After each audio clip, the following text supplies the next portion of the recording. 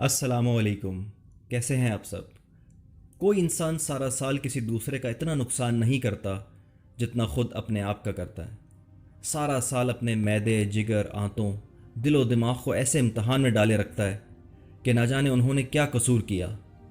مرچ، مسالے، چٹپٹے اور چکنائی سے بھرپور کھانے کھا کھا کر جسم میں ٹاکسکس بہت بڑھ جاتے ہیں جو تیزابیت، بلڈ پریشر، شوگر کو بے قابو کرتے ہیں۔ لیکن پھر آتا ہے رمضان کا برکتوں والا مہینہ، جس میں روزہ رکھ کر ہمارا جسم بہت زبردست تبدیلی لاتا ہے۔ روزہ رکھنے سے ہمارے جسم میں کیا تبدیلی آتی ہے، آئیے دیکھتے ہیں۔ پہلے 2 روزے، پہلے ہی دن بلڈ شوگر لیول گرتا ہے، یعنی خون سے چینی کے مضر اثرات کا درجہ کم ہو جاتا ہے، دھڑکن سست ہو جاتی ہے اور بلڈ پریشر کم ہو جاتا ہے۔ ہمارے اعصاب جمع شدہ چربی کو اپنے سے آزاد کر دیتے ہیں، جس کی وجہ سے جسمانی کمزوری کا احساس اجاگر ہوتا ہے، تھوڑی بہت کمزوری محسوس ہوتی ہے۔ اس زہریلے مادوں کی صفائی کے پہلے مرحلے میں تو ہلکا سر درد ہوتا ہے، تھوڑے بہت چکر بھی آتے ہیں، منہ بدبودار ہوتا ہے اور زبان پر مواد جمع ہوتا ہے۔ تیسرے روزے سے 7ویں روزے تک جسم کی چربی ٹوٹ پوٹ کا شکار ہوتی ہے اور پہلے مرحلے میں گلوکوز میں تبدیل ہو جاتی ہے۔ بعض لوگوں کی جلد ملائم اور چکنی ہو جاتی ہے، جسم بھوک کا عادی ہونا شروع ہوتا ہے اور سال بھر مصروف رہنے والا نظام ہضم تھوڑی آزادی محسوس کرنے لگتا ہے۔ آپ کے جسم کے وائٹ بلڈ سیلز قوت مضافت میں اضافہ کرتے ہیں۔ کبھی کبھی سینے میں یا پھیپھڑوں میں ہلکی سی تکلیف محسوس ہوتی ہے، لیکن گھبرانے کی بات نہیں۔ یہ اس بات کی نشانی ہے کہ جسم سے زہریلے مادوں کی صفائی کا عمل شروع ہو چکا ہے، اور ساتھ ساتھ آنتوں کی صفائی اور ان کی مرمت کا کام بھی شروع ہو جاتا ہے، اور ان آنتوں کے اندر لگا زہریلا مواد ڈھیلا ہونا شروع ہو جاتا ہے۔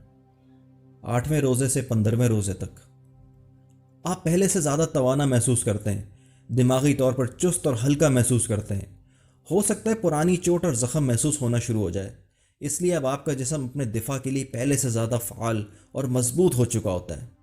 جسم اپنے مردہ یا کینسر شدہ سیل کو کھانا شروع کر دیتا ہے، جیسے عام حالات میں کیمو تھراپی کے ساتھ مارنے کی کوشش کی جاتی ہے۔ 16ویں روزے سے 30ویں روزے تک اب ہمارا آدھا رمضان کا مہینہ گزر چکا ہے۔ جسم میں ٹوٹ پوٹ کے ساتھ جو ریپیئرنگ ہونی تھی وہ ہو چکی ہے۔ جسم پوری طرح بھوک پیاس برداشت کرنے کا عادی ہو چکا ہے۔ آپ خود کو چست، چاق و چوبند محسوس کرنے لگتے ہیں۔ ان دنوں آپ کی زبان بالکل صاف اور سرخی مائل ہو جاتی ہے، سانس میں بھی تازگی آ جاتی ہے۔ جسم کے سارے زہریلے مادوں کا خاتمہ ہو چکا ہوتا ہے، نظام ہاضمہ کی مرمت ہو چکی ہوتی ہے اور معدہ بھرپور کام کرنے لگتا ہے۔ جسم کے فالتو چربی اور فاسد مادوں کا اخراج ہو چکا ہوتا ہے اور آدمی کو اپنا وزن کم محسوس ہونے لگتا ہے۔ بدن اپنی پوری طاقت کے ساتھ اپنے فرائض ادا کرنا شروع کر دیتا ہے۔ 20ویں روزے کے بعد دماغ اور یادداشت تیز ہو جاتے ہیں، توجہ اور سوچ کو مرکوز کرنے کی صلاحیت بڑھ جاتی ہے، انسان کی میموری بہت شارپ ہو جاتی ہے۔ ان دنوں اگر کوئی کتاب پڑھی جائے تو پڑھے ہوئے الفاظ تیزی سے دماغ میں محفوظ ہو جاتے ہیں۔ یہی وجہ ہے کہ رمضان المبارک میں قرآن پاک پڑھنے کا زور بہت زیادہ دیا جاتا ہے، تاکہ اللہ تعالیٰ کے بتائے ہوئے احکامات انسان سارا سال یاد رکھ سکے۔ پھر بلا شبہ ہمارا بدن اور روح دونوں تیسرے عشرے کی برکات کو بھرپور انداز سے ادا کرنے کے قابل ہو جاتے ہیں۔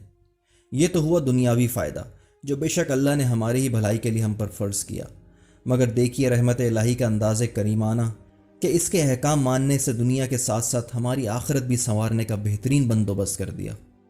سبحان اللہ و بحمدہ۔ ویڈیو پسند آئی ہو تو لائک ضرور کریں، اور اگر آج تک سبسکرائب نہ کیا تو سبسکرائب کا بٹن ضرور دبائیں اور مفید باتیں پھیلانے میں ہمارا ساتھ دیں۔ بقیہ گفتگو کسی اور موضوع پر